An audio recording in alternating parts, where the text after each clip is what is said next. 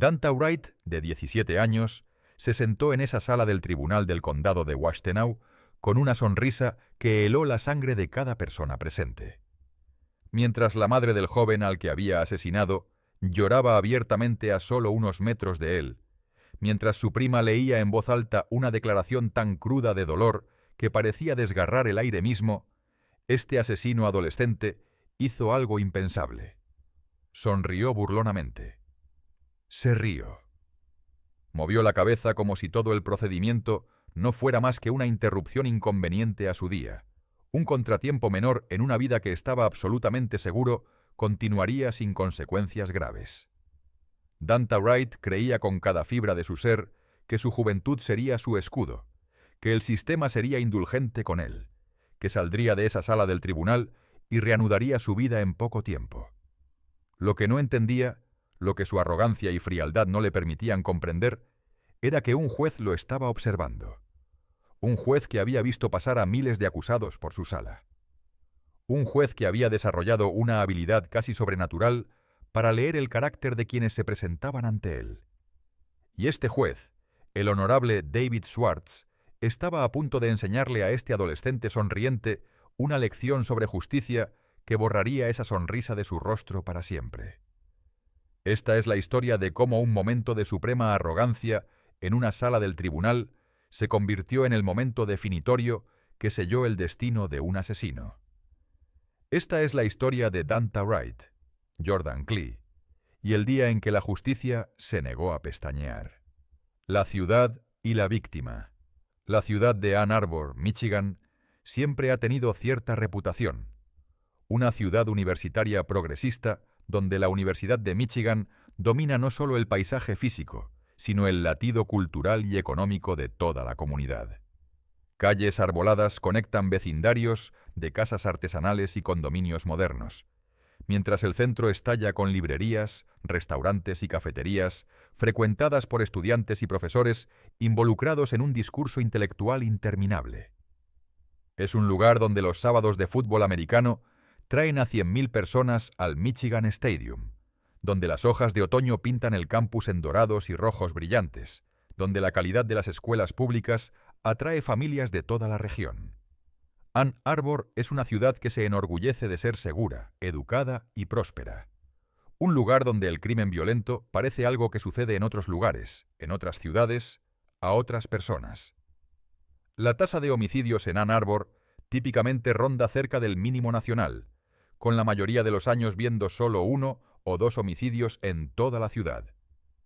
Es el tipo de lugar donde los padres se sienten cómodos, dejando que sus adolescentes caminen a casa desde la práctica de fútbol cuando el crepúsculo se asienta sobre los vecindarios, donde los estudiantes de secundaria pueden pasar el tiempo en complejos de apartamentos sin paradero, que sus padres se preocupen por su seguridad. Pero el 4 de octubre de 2016, esa sensación de seguridad fue destrozada por un solo disparo, que resonó a través de un sendero tranquilo en Pine Lake Village Cooperative. Un disparo que cobraría la vida de un chico de 18 años con todo su futuro por delante, y enviaría ondas de choque a través de una comunidad no preparada para tal violencia sin sentido. Jordan Michael Klee nació el 26 de julio de 1998 en Ypsilanti, Michigan, hijo de Karen Ann Klee y el fallecido Sean Romeo Bristol. Desde sus primeros años, Jordan exhibió una alegría de vivir que era contagiosa para todos a su alrededor. Amigos y familiares lo describirían más tarde como alguien con una naturaleza enérgica y despreocupada, el tipo de persona que entraba a una habitación y la hacía más brillante simplemente por estar presente. Tenía inclinaciones mecánicas desde pequeño, el tipo de niño que desarmaba electrodomésticos solo para descubrir cómo funcionaban, y luego lograba volver a armarlos, generalmente con mejoras. Su madre, Karen, lo vio crecer hasta convertirse en un joven que combinaba intelecto con calidez, alguien igualmente cómodo discutiendo conceptos científicos complejos como bromeando con sus amigos. Jordan asistió a Pioneer High School, una de las escuelas públicas más grandes y respetadas de Ann Arbor, una institución conocida por sus sólidos programas académicos y atletismo competitivo. No solo asistió a Pioneer, prosperó allí. Jordan mantuvo un promedio de calificaciones de 3.7, un logro notable que demostró su dedicación a sus estudios a pesar de las muchas distracciones y tentaciones que pueden descarrilar a los adolescentes. Obtuvo el premio de atleta académico por excelencia académica, un reconocimiento dado solo a estudiantes que sobresalen tanto en el aula como en su deporte elegido. También recibió el premio NAACP, reconociendo sus contribuciones a la escuela y la comunidad. Pero Jordan no era solo cuestión de académicos, vivía para el fútbol americano. Número 42. Ese era el número de Jordan Clee en el equipo de fútbol americano universitario de Pioneer High School. Cuando se ponía esa camiseta y salía corriendo al campo para los juegos de los viernes por la noche bajo las luces, con las gradas llenas de estudiantes y padres y la banda tocando en la zona de anotación, Jordan sentía que estaba exactamente donde se suponía que debía estar. Rara vez se perdía un entrenamiento fuera de temporada o una función del equipo, mostrando el tipo de dedicación y disciplina que los entrenadores sueñan con encontrar en sus jugadores. El fútbol americano era más que solo un deporte para Jordan. Era una hermandad, un lugar donde podía canalizar su naturaleza competitiva y su amor por el desafío físico en algo constructivo y significativo. Sus compañeros de equipo hablarían más tarde de él con una mezcla de dolor y admiración, describiendo a un joven que trabajaba duro, animaba a otros y jugaba con habilidad y deportividad. No era el jugador más grande del equipo, ni el más rápido, pero jugaba con corazón, y eso contaba más que cualquier atributo físico medible. Jordan había comenzado su último año en el otoño de 2016 con emoción y anticipación. Se suponía que este era el año de celebración, la culminación de 12 años de educación, el año de fotos de graduación y baile de graduación y fiestas de graduación. El año en que llegarían cartas de aceptación universitaria y las posibilidades futuras se transformarían de sueños en planes concretos. Jordan tenía aspiraciones de convertirse en ingeniero, una trayectoria profesional que se adaptaba perfectamente a su aptitud mecánica y su mente analítica. Podía verse diseñando sistemas, resolviendo problemas, construyendo cosas que mejorarían la vida de las personas. Sus calificaciones eran lo suficientemente sólidas, sus puntajes en exámenes buenos. El camino hacia la universidad parecía claro y alcanzable. Ya había comenzado a buscar programas de ingeniería, discutiendo con su madre qué escuelas podrían ser las más adecuadas, qué especializaciones le interesaban más. La Universidad de Michigan estaba justo allí en Ann Arbor, una de las mejores escuelas de ingeniería de la nación. Tal vez seguiría los pasos de miles de estudiantes de Ann Arbor antes que él y se convertiría en un Wolverine. O tal vez se aventuraría más lejos, experimentaría la vida en una ciudad diferente, probaría su independencia. Todas esas posibilidades yacían ante él ese octubre, un futuro lleno de promesa y potencial. El día que todo cambió. El martes 4 de octubre de 2016, se suponía que Jordan debía asistir a clases en Pioneer High School. Era un día ordinario de otoño en el sureste de Michigan, con temperaturas en los cómodos 60 grados, y los colores de otoño comenzando a mostrarse en los árboles de Ann Arbor. Los estudiantes llenaban los pasillos en Pioneer entre clases, reuniéndose en los casilleros, riendo con amigos, quejándose de las tareas, planificando para el fin de semana. Pero Jordan Clee no estaba entre ellos. En cambio, en algún momento durante ese día escolar, Jordan se encontró en un sendero en Pine Lake Village Cooperative, el complejo donde vivía. Por razones que no están completamente documentadas en el registro público, Jordan había estado viviendo independientemente en este complejo durante lo que debería haber sido su último año de secundaria. Pine Lake Village es una comunidad de viviendas cooperativas en el lado oeste de Ann Arbor, una colección de casas adosadas y apartamentos que ofrece opciones de vivienda asequibles para familias e individuos.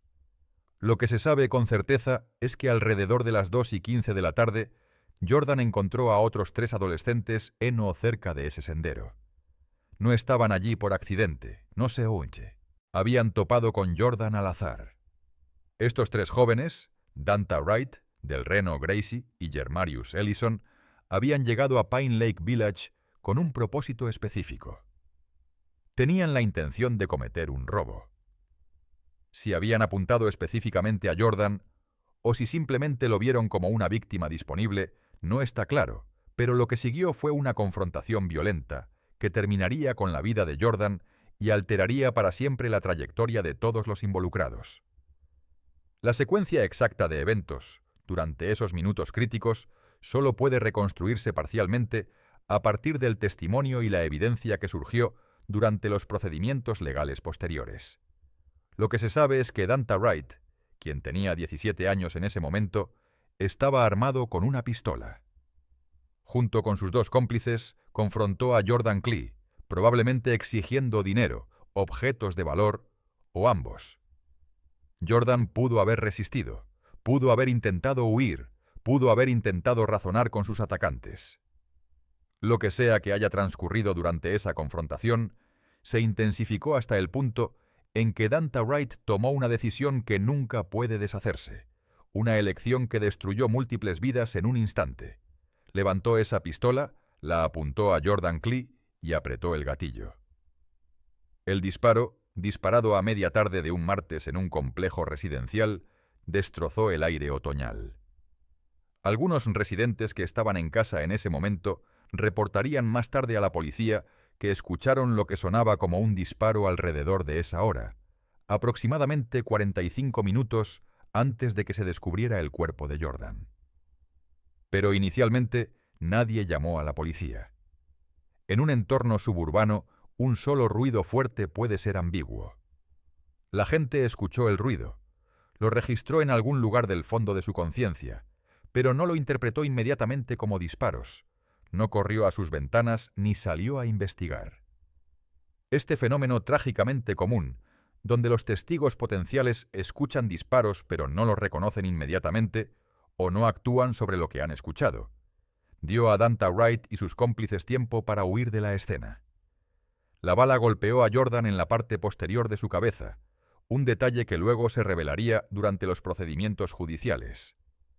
Esto sugiere que Jordan pudo haber estado intentando huir cuando recibió el disparo, o que le dispararon por la espalda sin previo aviso. Fue un tiroteo de estilo ejecución, el tipo de violencia calculada que habla de intención fría o una completa falta de consideración por la vida humana. Un disparo en la parte posterior de la cabeza no es un accidente, no es un disparo de advertencia que salió mal, no es un arma que se disparó durante una lucha. Es un acto deliberado de fuerza letal dirigido a un objetivo vital. La lesión fue inmediatamente fatal, o tan cerca de serlo que Jordan habría perdido el conocimiento en segundos o minutos. Se desplomó, en el sendero, acostado boca arriba en un charco creciente de sangre mientras su vida se drenaba.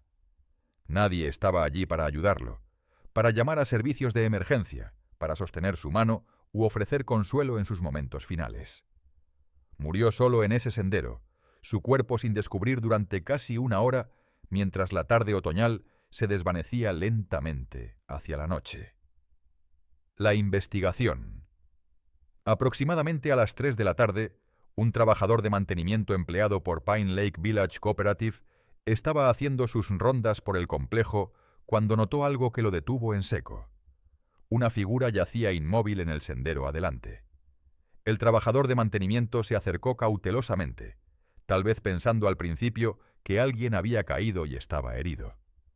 Pero a medida que se acercaba, el horror completo de lo que estaba viendo se hizo evidente.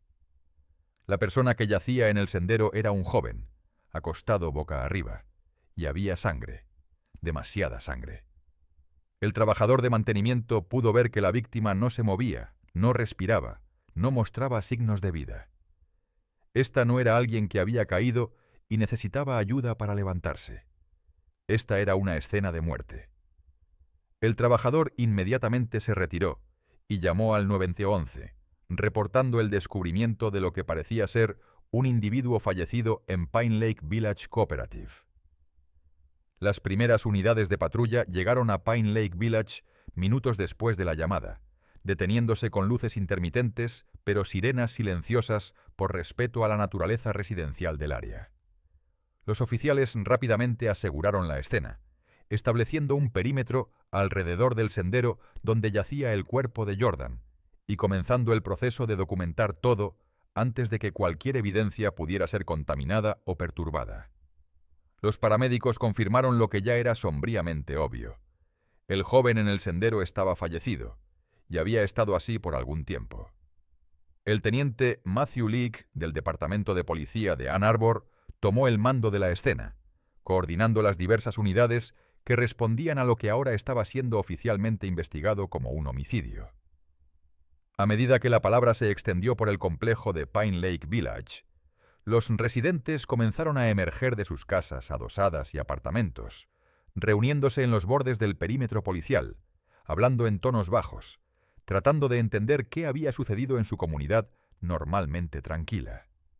Muchos reconocieron a Jordan de vista, habiéndolo visto por el complejo. La comprensión de que un joven que vivía entre ellos había sido asesinado envió ondas de choque y miedo a través de la cooperativa. Los oficiales comenzaron a hacer un barrido del área inmediata, tocando puertas, preguntando a los residentes si habían visto o escuchado algo inusual esa tarde. Fue entonces cuando se enteraron del sonido de disparo que varias personas habían escuchado aproximadamente 45 minutos, antes de que se descubriera el cuerpo, un detalle crucial que ayudó a establecer una línea de tiempo para el crimen. Ann Arbor no había visto un homicidio en todo 2016 hasta el asesinato de Jordan Klee. Este fue oficialmente el primer homicidio de la ciudad del año, una estadística sombría que sería reportada en cada historia de noticias que cubriera el caso.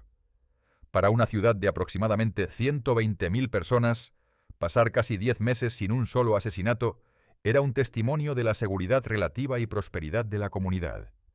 El hecho de que la víctima fuera un adolescente, un estudiante de secundaria que debería haber estado preocupado por la tarea y las solicitudes universitarias en lugar de esquivar balas, hizo que el crimen fuera aún más impactante para los residentes de Ann Arbor. Los detectives del Departamento de Policía de Ann Arbor se lanzaron a la investigación con la urgencia que cada homicidio demanda, pero particularmente uno que involucraba a una víctima adolescente que había conmocionado a toda la comunidad. El teniente Matthew Leake coordinó los esfuerzos de investigación, reuniendo especialistas forenses, equipos de entrevistas y analistas de evidencia para construir una imagen comprensiva de lo que había sucedido en ese sendero en Pine Lake Village y quién era responsable. La autopsia confirmó lo que los investigadores habían sospechado desde la escena del crimen. Jordan había muerto de una sola herida de bala, la bala entrando en la parte posterior de su cabeza y causando trauma inmediatamente fatal. La manera de muerte era claramente homicidio, descartando cualquier posibilidad de accidente o suicidio. La revisión de las grabaciones de las cámaras de seguridad del complejo de Pine Lake Village y las áreas circundantes, combinada con los informes de testigos sobre el momento del disparo, proporcionó el avance en el caso. Aunque no había cámaras directamente en el sendero donde Jordan fue asesinado, había cámaras en varios puntos de entrada y salida del complejo. Al correlacionar la línea de tiempo del disparo con las imágenes de estas cámaras, los investigadores pudieron identificar a 3 individuos saliendo del área poco después del momento estimado del tiroteo. Las imágenes no eran perfectas, no mostraban caras claramente ni capturaban cada detalle, pero proporcionaron suficiente información para dar a los investigadores un punto de partida. 3 sujetos masculinos que parecían ser adolescentes o adultos jóvenes, saliendo del complejo de una manera que sugería que estaban huyendo, en lugar de simplemente caminando casualmente. Los arrestos, el 9 de octubre de 2016, solo 5 días después del asesinato de Jordan, el Departamento de Policía de Ann Arbor anunció los primeros 2 arrestos en el caso. Del Reno M. Gracie, de 17 años, de Ypsilanti, y Jermarius Thimbostam Ellison, también de 17 años, de Redford, fueron puestos bajo custodia y acusados de una letanía de cargos graves. Los cargos eran devastadores en su alcance: homicidio con asesinato en primer grado durante la comisión de un delito grave, robo a mano armada, conspiración para cometer robo a mano armada, conspiración para cometer robo desarmado y conspiración para cometer hurto de una persona. Ambos acusados fueron procesados en el Tribunal de Distrito 15 en Ann Arbor y se les negó la fianza, lo que significa que permanecerían bajo custodia mientras el caso avanzaba por el sistema judicial. El anuncio de los arrestos envió una ola de alivio a través de la comunidad de Ann Arbor, una sensación de que se estaba buscando justicia y que los responsables de la muerte de Jordan serían responsabilizados. Pero el caso aún no estaba completo. Los investigadores sabían que había 3 individuos involucrados en el crimen, y todavía estaban buscando al tercer sospechoso, el que se creía que había sido el tirador, el que realmente había disparado el tiro fatal. 4 días después de los primeros 2 arrestos, el 13 de octubre de 2016, el Departamento de Policía de Ann Arbor hizo su arresto final en el caso. Danta R. Wright, de 17 años, de Ann Arbor, fue aprehendido en Detroit. Los cargos contra Wright eran aún más severos que los contra sus coacusados, reflejando su papel como el tirador. Fue acusado de homicidio asesinato abierto, robo a mano armada, conspiración para cometer robo a mano armada, conspiración para cometer robo desarmado, conspiración para cometer hurto de una persona y delito grave con arma de fuego. El cargo de asesinato abierto significaba que los fiscales tenían la flexibilidad de buscar una condena por asesinato en primer grado, asesinato en segundo grado o homicidio involuntario, dependiendo de lo que la evidencia apoyara. Wright fue procesado y, como sus cómplices, se le negó la fianza y fue retenido en la cárcel del condado de Washtenaw en espera del juicio. Los arrestos de los 3 sospechosos trajeron una medida de cierre a la fase de investigación del caso, pero abrieron un nuevo capítulo aún más difícil para la familia y amigos de Jordan Klee. Ahora tendrían que soportar el proceso de justicia criminal, viendo cómo el caso avanzaba lentamente a través de audiencias previas al juicio, negociaciones de declaración de culpabilidad y, en última instancia, hacia juicios o acuerdos de culpabilidad. Para Karen Klee, la perspectiva de sentarse en una sala del tribunal y escuchar los detalles de cómo murió su hijo, de ver las caras de los jóvenes acusados de matarlo, era casi insoportable.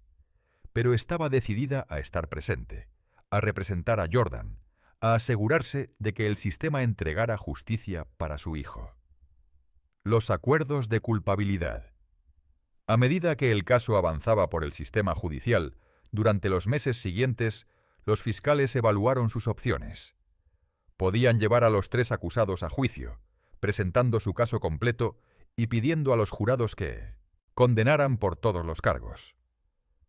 Pero los juicios son impredecibles, y siempre existía el riesgo de que un abogado defensor pudiera plantear exitosamente una duda razonable o que un jurado pudiera ser influenciado por las jóvenes edades de los acusados.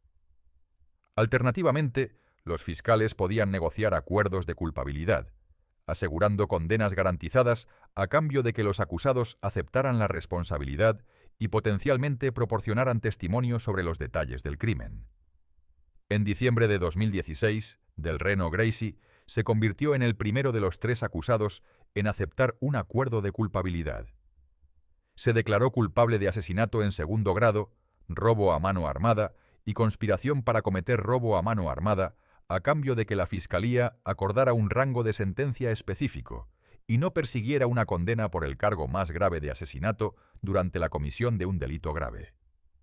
El asesinato en segundo grado y el robo a mano armada ambos conllevan penas de hasta cadena perpetua bajo la ley de Michigan, por lo que incluso con el acuerdo de culpabilidad, Gracie enfrentaba una sentencia extraordinariamente larga.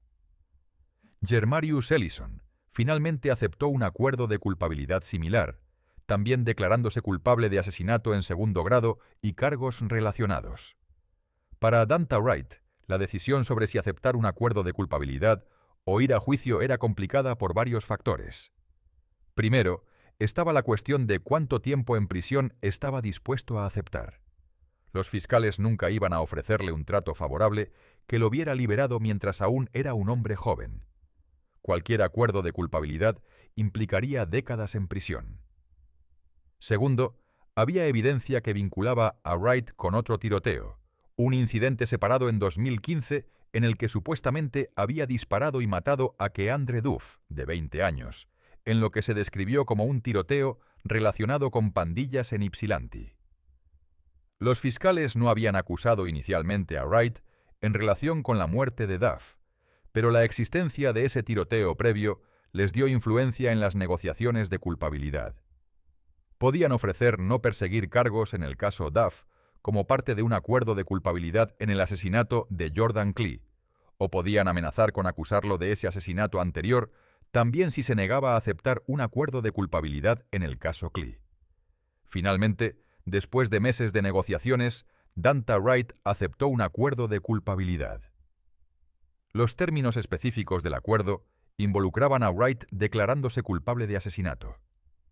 En segundo grado, robo a mano armada, delito grave con arma de fuego y cargos de conspiración, a cambio de que los fiscales acordaran un rango de sentencia y no lo acusaran en relación con el tiroteo de Keandre Duff. Fue una decisión pragmática de ambas partes. Wright evitó el riesgo de una condena por asesinato en primer grado que podría haber resultado en cadena perpetua sin libertad condicional, y evitó ser acusado de un segundo asesinato. Los fiscales aseguraron una condena y una sentencia larga garantizada sin el tiempo y el gasto de un juicio. El momento definitorio en la corte. El 27 de junio de 2017, Danta Wright compareció en la corte para lo que se suponía que era una audiencia previa al juicio de rutina, un paso procesal en el caso. En cambio, en un momento dramático que sorprendió a todos los presentes, Wright eligió esa audiencia para admitir formalmente su culpabilidad. El fiscal hizo a Wright preguntas directas sobre lo que había sucedido el 4 de octubre de 2016. Y como resultado de ese robo a mano armada, ¿qué hiciste con esa pistola al señor Jordan Klee?, preguntó la fiscal asistente, su voz firme pero llena del peso de la pregunta. Danta Wright, de pie en la sala del tribunal a solo unos metros de Karen Klee, la madre de Jordan, describió con calma y sin emoción cómo había disparado y matado a un chico de 18 años. La admisión fue entregada en un tono plano, casi casual, que sugería que Wright veía todo el procedimiento como una formalidad, un requisito molesto que tenía que soportar en lugar de un momento de profundo ajuste de cuentas moral y legal. La admisión en la sala del tribunal preparó el escenario para la audiencia formal de sentencia, que fue programada para el 24 de julio de 2017. En las semanas entre la admisión de Wright y la fecha de sentencia, la Corte recibió declaraciones de impacto de víctimas de la familia y amigos de Jordan, testimonios desgarradores sobre el joven que había sido arrebatado de ellos y el vacío que su ausencia había dejado en sus vidas. Las declaraciones describían los sueños de Jordan de convertirse en ingeniero, su amor por el fútbol americano, sus talentos mecánicos, su sonrisa contagiosa y su personalidad despreocupada. Describían el dolor de enfrentar un futuro sin él, de graduaciones a las que nunca asistiría, de nietos que nunca nacerían, de todos los momentos que estarían marcados para siempre por su ausencia. La sala del tribunal estaba llena a capacidad la tarde del 24 de julio de 2017. Miembros de la familia de Jordan Klee ocupaban varias filas, junto con amigos de Pioneer High School, maestros y entrenadores que habían conocido a Jordan, y miembros de la comunidad que querían presenciar que se hiciera justicia. Danta Wright fue traído a la sala del tribunal por alguaciles, vistiendo el uniforme naranja de un recluso de la cárcel, sus manos esposadas frente a él.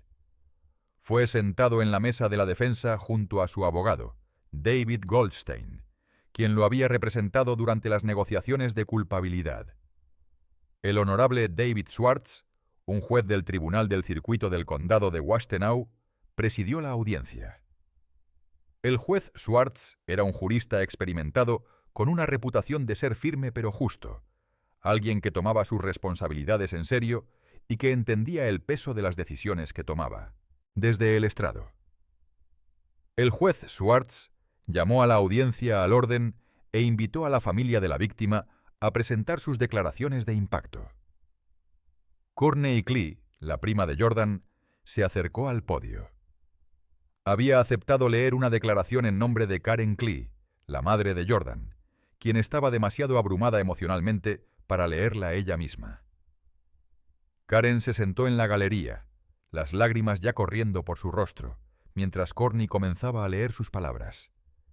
La declaración era cruda y poderosa, llena del tipo de dolor que parece resonar más allá de las paredes de la sala del tribunal y tocar algo fundamental sobre el sufrimiento humano.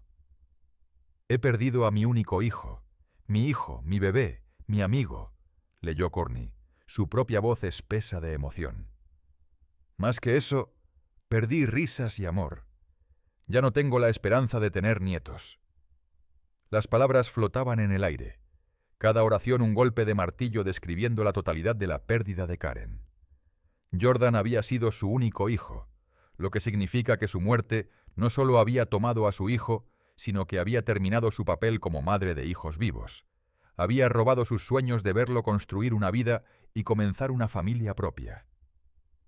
«He perdido el disfrute de las vacaciones, cumpleaños y de la vida cotidiana», continuó Courtney, leyendo las palabras que Karen había vertido en la página en las profundidades de su dolor. Este año se suponía que era un año de celebración, de fotos de graduación con baile, graduación y fiestas. En cambio, fue una pesadilla que ningún padre debería soportar jamás. Mientras Courtney leía estas palabras devastadoras, algo notable y perturbador sucedió en la sala del tribunal. Danta Wright, sentado en la mesa de la defensa, comenzó a sonreír. No una pequeña sonrisa nerviosa que podría explicarse como una respuesta inapropiada al estrés. No una mueca que alguien podría malinterpretar como diversión. Una sonrisa completa y genuina, acompañada de lo que los testigos describirían más tarde como casi risa. Movió la cabeza como si encontrara los procedimientos divertidos, como si el dolor de la madre que se leía en voz alta en la sala del tribunal fuera entretenimiento en lugar de un momento sagrado de verdad y dolor. El juez David Schwartz observó esta exhibición de insensibilidad con creciente asombro e ira. Había presidido innumerables audiencias de sentencia en su carrera. Había visto a los acusados reaccionar de muchas maneras diferentes a las declaraciones de impacto de las víctimas. Algunos se derrumbaban en lágrimas, abrumados por el remordimiento genuino. Algunos se sentaban estoicamente, tal vez apagándose emocionalmente para hacer frente a la situación. Algunos mantenían un comportamiento respetuoso, incluso si no sentían un verdadero remordimiento, entendiendo que la sala del tribunal exigía cierto comportamiento. Pero nunca había visto a un acusado sonreír y reír mientras la madre de una víctima derramaba su corazón. Los ojos del juez se estrecharon mientras observaba el comportamiento de Wright, su mandíbula apretándose mientras luchaba por contener su propia reacción. Courtney continuó leyendo, su voz haciéndose más fuerte a pesar de que el contenido se volvía más desgarrador. La declaración pasó de describir la pérdida a expresar la profundidad de la ira y el dolor que Karen sentía hacia la persona que había destruido su mundo. «Así que porque por primera vez en mi vida siento odio en mi corazón, esto es lo que espero», leyó Courtney, dando voz a la angustia de Karen. «Espero que cada vez que quieras una chaqueta te quedes con frío. Espero que cada vez que quieras zapatos haya un agujero en los tuyos. Espero que cada vez que quieras una comida pases hambre. Y espero que cada vez que quieras una cama tengas una noche sin dormir». Estas palabras no eran un argumento legal. Eran la maldición de una madre, un deseo de que el sufrimiento que su hijo había experimentado y el sufrimiento que ella ahora soportaba, de alguna manera se reflejara de vuelta en la persona responsable.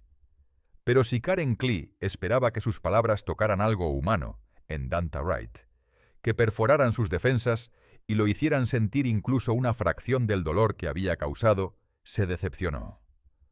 Wright continuó sonriendo, continuó moviendo la cabeza, su lenguaje corporal transmitiendo a todos en la sala del tribunal que no le importaba, que el dolor de esta mujer no significaba nada para él, que se veía a sí mismo como la verdadera víctima en este escenario, alguien siendo injustamente castigado por un crimen que aparentemente no creía que mereciera consecuencias tan serias. La respuesta del juez. Cuando Courtney terminó de leer la declaración de impacto de la víctima y regresó a su asiento, la sala del tribunal estaba en silencio, excepto por el sonido de llanto amortiguado de la familia y amigos de Jordan.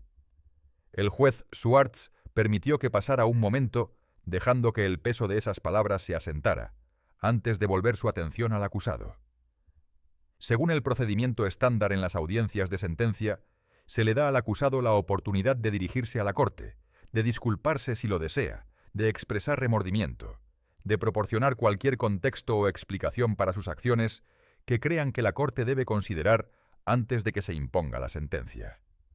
El juez Schwartz miró a Danta Wright y lo invitó a hablar si lo deseaba. Wright se puso de pie, y la sala del tribunal contuvo la respiración, preguntándose qué diría. ¿Se disculparía? ¿Mostraría algo de humanidad? ¿Algún reconocimiento del peso de lo que había hecho? Lo que salió de la boca de Danta Wright a continuación sorprendería a todos los presentes y cimentaría su reputación como uno de los acusados más insensibles que jamás haya estado en una sala del tribunal del condado de Washtenaw. «Solo quiero decirles a todos que estaré en casa pronto», dijo Wright, su voz casual y confiada, como si se estuviera dirigiendo a amigos en una fiesta en lugar de a un juez en una audiencia de sentencia por asesinato. Hizo una pausa, luego agregó: «Amo a mi familia». Eso fue todo. No hubo disculpa, no hubo remordimiento, no hubo reconocimiento de la vida de Jordan Klee o la pérdida de Karen Klee. En cambio, una predicción desafiante de que estaría en casa pronto, una declaración que simultáneamente descartaba la gravedad de su crimen e insultaba a la familia de la víctima al sugerir que su sentencia sería corta e intrascendente. Las palabras cayeron como una bomba en la sala del tribunal. Jadeos de incredulidad vinieron de múltiples direcciones. Karen Klee, ya emocional por la declaración de impacto de la víctima, dejó escapar un sollozo ahogado. Otros miembros de la familia y amigos de Jordan se miraron con sorpresa, luchando por procesar la profundidad de la arrogancia y crueldad que acababan de presenciar. Incluso el propio abogado defensor de Wright, David Goldstein, parecía afligido, dándose cuenta de que su cliente acababa de tomar una decisión catastróficamente pobre que podría tener consecuencias graves. La cara del juez David Schwartz se transformó en ese momento. La compostura profesional que los jueces están entrenados para mantener, el comportamiento neutral que les permite presidir incluso los casos más emocionales sin parecer parciales, se rompió. La cara del juez se enrojeció de ira. Sus ojos se fijaron en Danta Wright con una intensidad que parecía fijar físicamente al joven en su lugar. El juez no respondió inmediatamente a la declaración de Wright. En cambio, se reclinó en su silla, visiblemente recomponiéndose, considerando sus opciones. El acuerdo de culpabilidad había sido negociado y aceptado. El rango de sentencia de 23 a 52 años había sido acordado por la Fiscalía y la defensa. Normalmente, el juez estaría obligado a honrar ese acuerdo, a imponer una sentencia dentro del rango acordado y seguir adelante. Pero los jueces sí retienen cierta discreción en los acuerdos de culpabilidad. Si un juez cree que un acuerdo de culpabilidad es fundamentalmente injusto, que no sirve a los intereses de la justicia o protege al público, el juez tiene la autoridad para rechazar el acuerdo de culpabilidad y enviar el caso de vuelta a juicio. Mientras el juez Schwartz se sentaba allí, mirando a Danta Wright con una sonrisa todavía jugando alrededor de las comisuras de la boca del adolescente, mirando a Karen Klee llorando en la galería, el juez se dio cuenta de que algo necesitaba ser dicho. Una línea necesitaba ser trazada, un mensaje necesitaba ser enviado de que este tipo de comportamiento, este tipo de desprecio insensible por la vida humana y el sufrimiento humano, no sería tolerado o tratado como aceptable. El juez Schwartz se inclinó hacia adelante, su voz baja pero resonando claramente a través de la sala del Poal. Tribunal silenciosa. Te he estado observando sentarte allí, sonreír, reír y mover la cabeza como si esto no fuera gran cosa, dijo el juez Schwartz, sus palabras medidas pero llenas de furia controlada. El tono del juez dejó claro que había estado observando el comportamiento de Wright durante toda la declaración de impacto de la víctima, que nada había escapado a su atención. Estoy muy tentado a simplemente decir que no voy a aceptar este acuerdo de sentencia e iremos a juicio, continuó el juez, cada palabra cuidadosamente elegida para máximo impacto. La sala del tribunal pareció contener colectivamente la respiración. ¿Estaba el juez realmente considerando rechazar el acuerdo de culpabilidad? Si lo hacía, Wright enfrentaría juicio sobre los cargos originales, incluida la posibilidad de una condena por asesinato en primer grado, que podría resultar en cadena perpetua sin posibilidad de libertad condicional. «Y si eres condenado por asesinato durante la comisión de un delito grave», continuó el juez Schwartz, sus ojos fijos en la cara de Wright, observando cómo la sonrisa finalmente comenzaba a desvanecerse y aparecía un destello de preocupación. «Irás a prisión por el resto de tu vida. Y eso significa que morirás allí». Las últimas 5 palabras, pronunciadas con precisión fría, cayeron con efecto devastador. Morirás allí. No podrías cumplir una sentencia de cadena perpetua, o podrías enfrentar consecuencias graves. Una declaración directa e inequívoca sobre la realidad de una sentencia de cadena perpetua. Morirás en prisión. Nunca experimentarás la libertad de nuevo. Envejecerás, te marchitarás y fallecerás detrás de las rejas, toda tu existencia confinada al pequeño mundo de una celda de prisión, un patio y una cafetería. La sonrisa en la cara de Dante Wright desapareció por completo. La confianza casual que había caracterizado su comportamiento durante toda la audiencia se evaporó en un instante.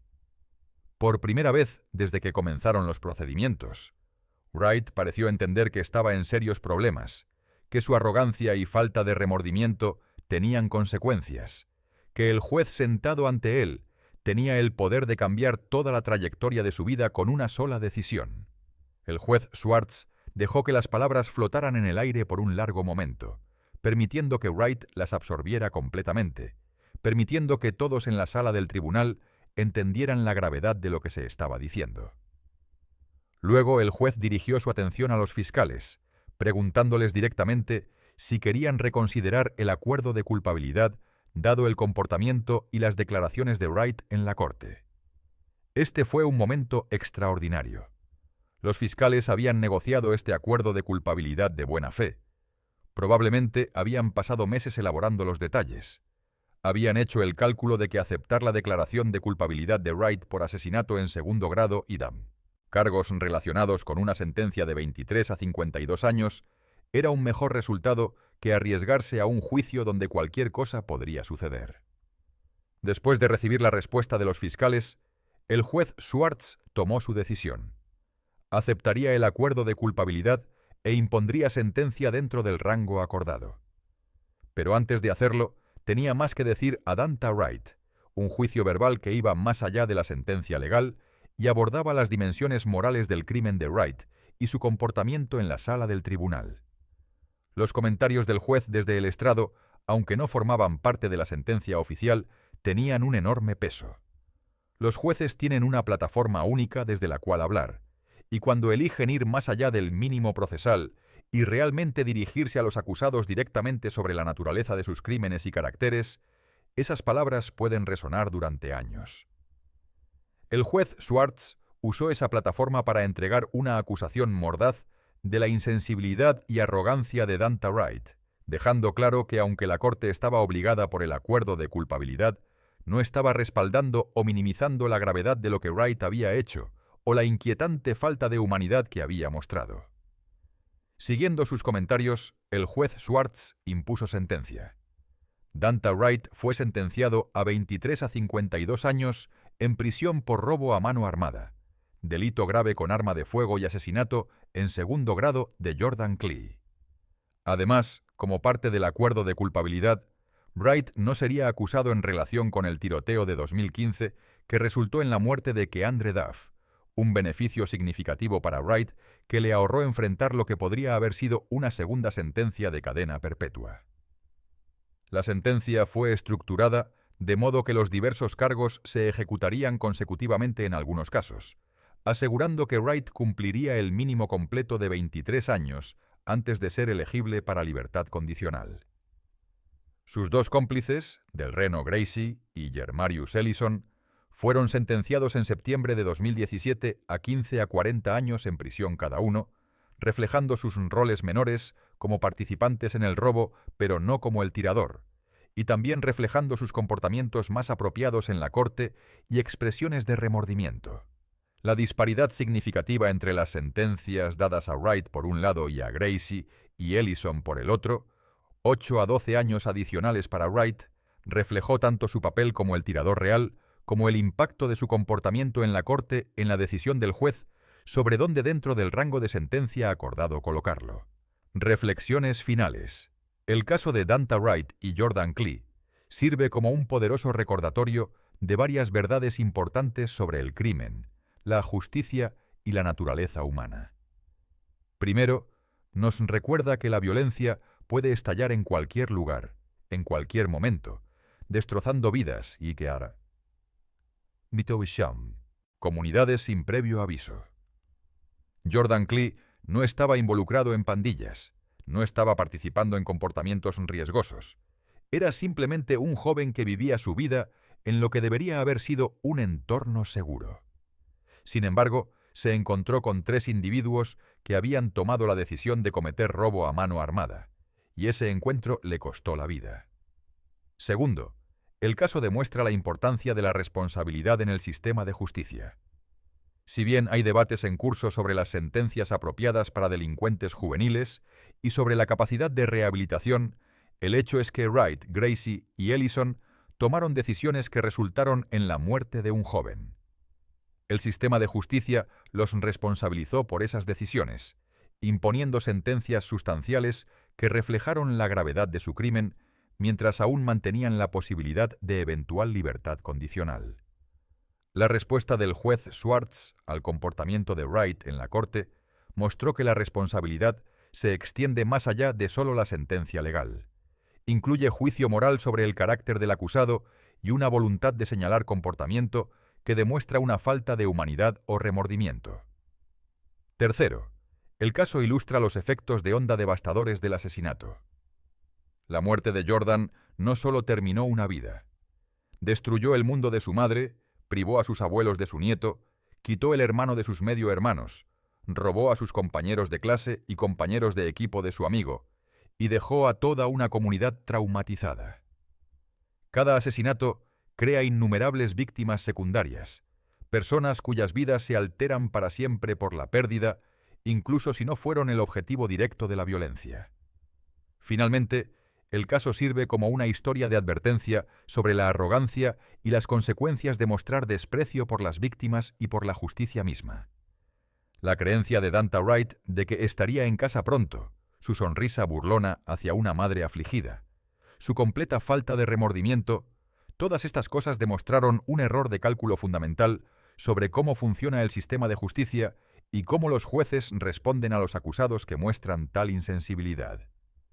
Si bien Wright podría haber recibido su sentencia bajo el acuerdo de culpabilidad independientemente de su comportamiento, su conducta en la corte aseguró que no recibiera simpatía, ningún beneficio de la duda, ninguna consideración para indulgencia.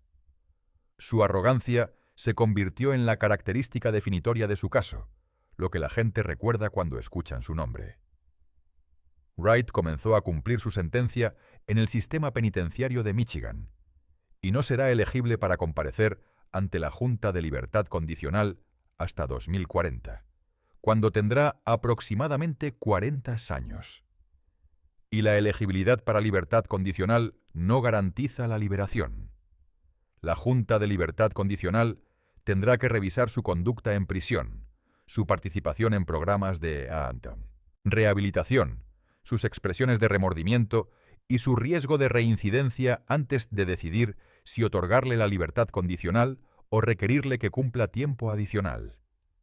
El video viral de su audiencia de sentencia probablemente será parte de los materiales revisados por la Junta de Libertad Condicional, proporcionando un contraste marcado contra el cual cualquier reclamo de cambio y rehabilitación será medido. Para Karen Klee y los otros seres queridos de Jordan, el proceso de aprender a vivir con su pérdida es continuo y permanecerá así por el resto de sus vidas. El dolor de esta magnitud no se cura, no se desvanece a nada con el tiempo. Cambia, se transforma, se convierte en algo que puede ser llevado en lugar de algo que abruma completamente, pero nunca desaparece. Jordan Michael Klee nació el 26 de julio de 1998 y murió el 4 de octubre de 2016. Durante 18 años vivió, rió, aprendió, jugó, soñó y amó. Era un hijo, un nieto, un medio hermano, un amigo, un compañero de equipo, un estudiante con promesa y potencial. Su vida importó, su muerte importó. Y su historia continúa importando, no por cómo murió, sino por quién era y qué representaba. Una vida joven llena de posibilidades, truncada por la violencia sin sentido, pero no olvidada. Dale like y suscríbete a Inside the Courtroom para más análisis en profundidad de casos donde criminales despiadados enfrentaron la justicia en las Cortes de Estados Unidos. Deja un comentario abajo haciéndonos saber desde dónde estás viendo y qué caso te gustaría que cubriéramos a continuación. Tu apoyo nos ayuda a continuar trayendo estas importantes historias a la luz.